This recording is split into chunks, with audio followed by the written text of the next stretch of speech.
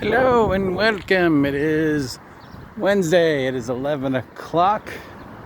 I am your grumpy guide to all things gaming, and we're outside. What is this? What is this bright blue thing? It's outside. And why are we outside? For a couple reasons. One, I wanted to get some fresh air. Two, I have to run some errands. Three, we're talking about sandboxes and role-playing. And what's more sandboxy than being outside? Those are plants. All right, so over the weekend, Heathen Dog of Legion of Myth did a discussion on open world / sandbox role playing, and his general theme was that sandbox role playing just doesn't work. In response, Aaron the pedantic, who is a mystical unicorn of gaming, who can get things out of his players and get things to happen in his gaming world that nobody else I know can. So, Aaron, you are a magical unicorn of gaming. Anyways, Aaron the pedantic posted a response where his general point was, no, sandbox role-playing games are good.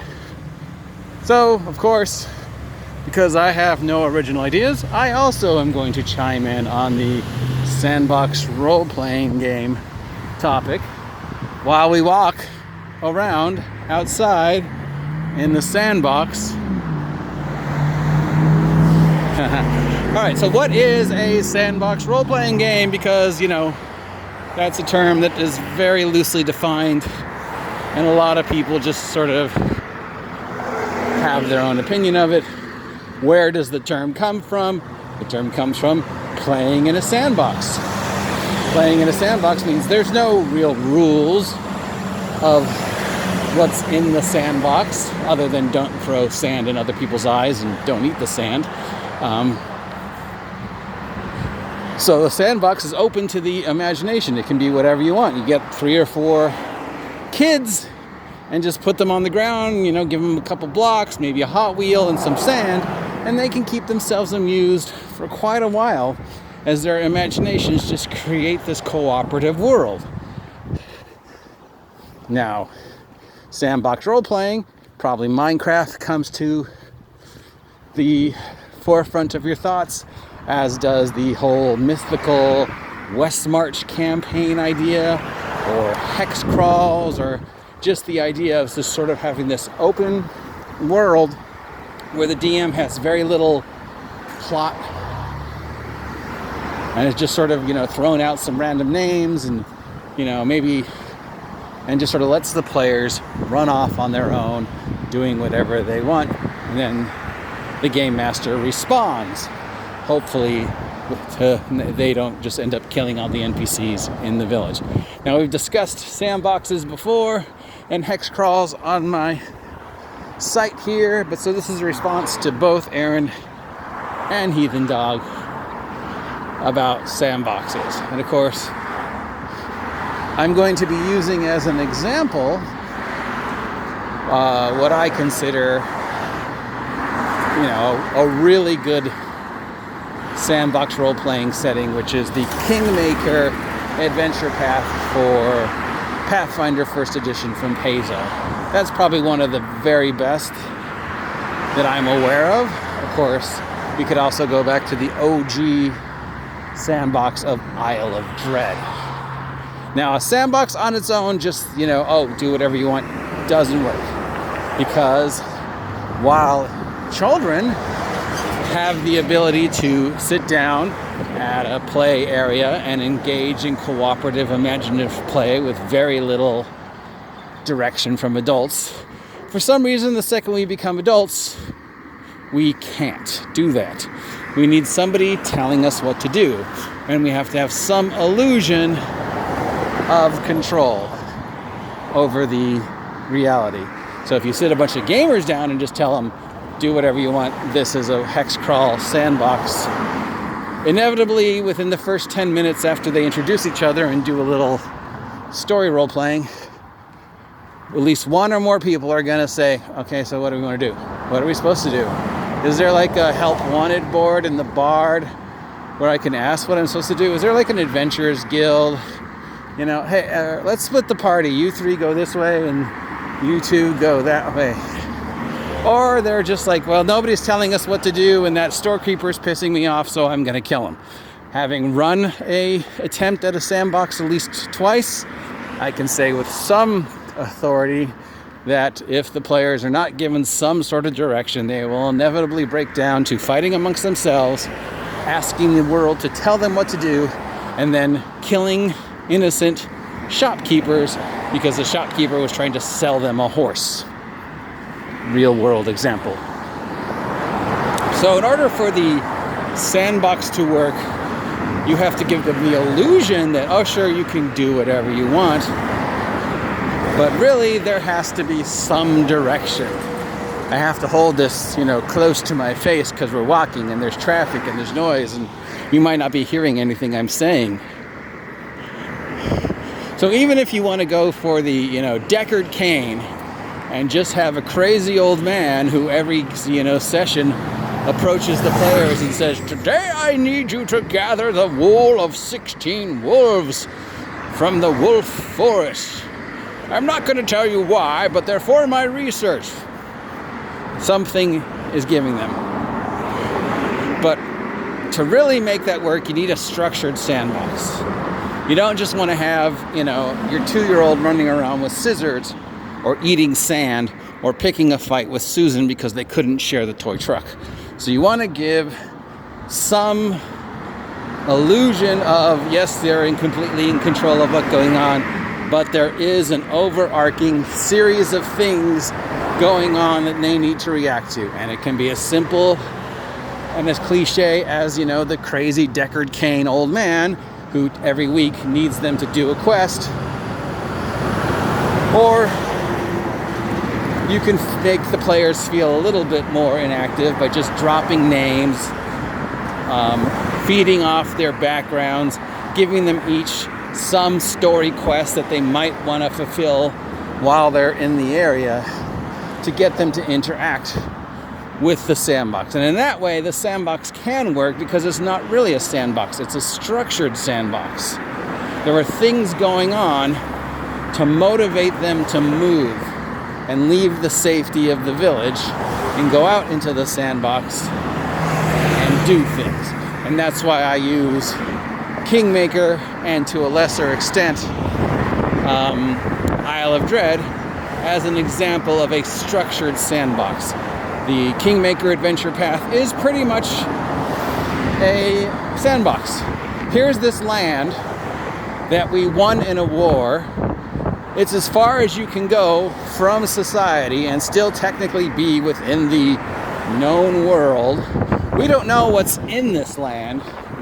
Here is your writ to claim land and build your own fiefdom, i.e. the name Kingdom, Kingmaker, as long as you remain loyal to us. Of course, there's the possibility that you might not remain loyal to us. But other than that, just clear the place out, find out what was left behind. This is a neutral territory that the two kingdoms fought over. One kingdom lost, your kingdom won. They're ceding you land in the kingdom, a certain amount of hexes, to claim as your own if you wish to establish a keep or your own little, kingdom. And in return for this writ, you kind of just have to explore this vast foresty area, deal with the threats to the little safe camp that has been established, deal with whatever the war left behind, and of course deal with the other kingdoms that also want to legally or illegally claim this land and the resources. And that's a pretty good setting for a sandbox. But having played through and run Kingmaker, you still need something motivating them. And even if it's just every week somebody asking, hey, can you go find my missing pig? Or, hey, can you collect 6 eyeballs from the spiders in the spider woods? There was still something always lots of a series of little minor quests to get them out and exploring. Lots of rumors about, oh, hey, you know, the haunted witch tower, weird lights in the cave. We're almost at our location. Stuff like that to keep them motivated. But then there was also an overarching story of what are they going to do with the land once they actually claim it? Will they actually claim land? Then, of course, the rules for, well, now you've got this land, you've got to build shit, which got to the actual Kingmaker stuff of rolling on kingdom events tables and things like that. But then there was also the threat that, hey, the people who lost the war are still out there. They're still trying to move back in and retake what's theirs. There are other, you know, forces that want this land for themselves. Because it was a adventure path, there was a bad guy and a secondary bad guy who sort of were motivating the overarching plot. The main bad guy was not that interesting, but I thought the secondary bad guy in Kingmaker was really cool, and I kind of wanted to see them do more with him and the idea. And spoilers, it was a Cyclops who had replaced his eye with basically a knockoff Eye of Vecna. Obviously, it wasn't the Eye of Vecna because, you know, Pazio couldn't use that, but it was a eye that gave the Cyclops powers, and he was the secondary bad guy for the first half. And a Cyclops with the Eye of Vecna, that's just sort of cool. Of course, it was a knockoff Eye of Vecna. But hopefully you can hear me. There was this overarching plot. So even though we had the Sandbox, do whatever you want, explore this land, pick a section, claim it for your kingdom, build it as much as little as you want, just pay us taxes. There is also the threat of the other side of the war coming back, and the forces within the land and exterior forces who are like, hey, let's claim this land for ourselves. And then there was this Cyclops who was trying to take advantage of the political unrest. And then there was a very much big bad at the end who was also starting to, you know, wanting to reclaim the land for her people. And turns out it was the queen of the fairy. And you find out that the resource that they were both, all the kingdoms were fighting for over this in this land was gates to fairy and vast ancient fairy magic. And the fairy queen had been so angered by the activities of the kingdoms fighting over that she was now, you know, assuming the role of the queen of wind and woe, and was just like, well, humanity has betrayed us one too many times. It's time to get rid of humanity. So that is why Kingmaker is a good example of a structured sandbox.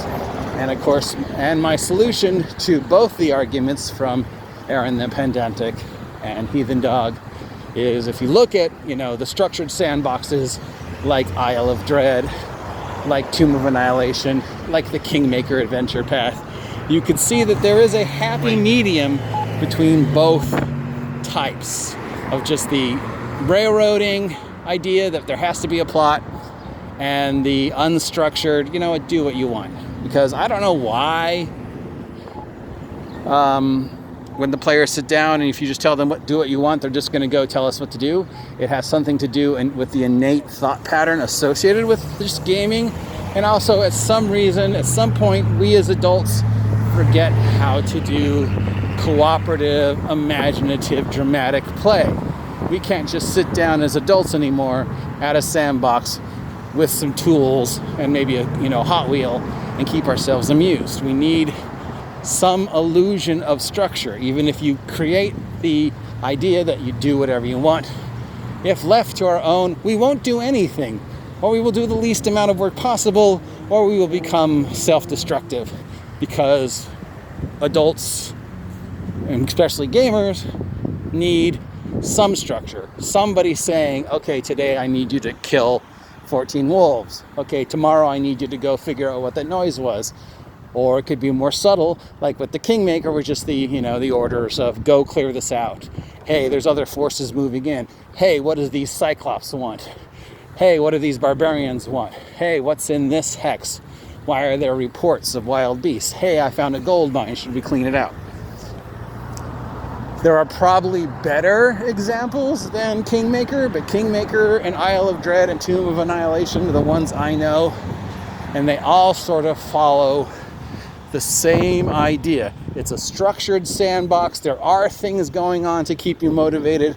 There is the sense of you have to keep moving, you have to keep exploring, because if you don't, somebody else will, and they are not necessarily want your best interests. So there you go. There's my response to Heathen Dog and Aaron the Pedantic. And we did it while we were out for a walk, because what's better than an actual sandbox, to talk about sandboxing. If you appreciate this content, let me know. If you haven't subscribed yet, please take a moment to subscribe and help me hit, 400 subs by August. And remember, there's a contest. The 400th sub will win a prize. And if we actually hit 500 subs, we'll do something crazy. Like, eat MRIs or get a tattoo or bungee jump or, probably just nothing.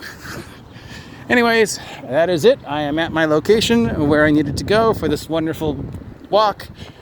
So hopefully you will comment down below if you have any insight, or check out Heathen Dog over at Legion of Myth or Aaron the Pedantic and their discussion on the myth of the role-playing sandbox. That's it. Now get off my sand.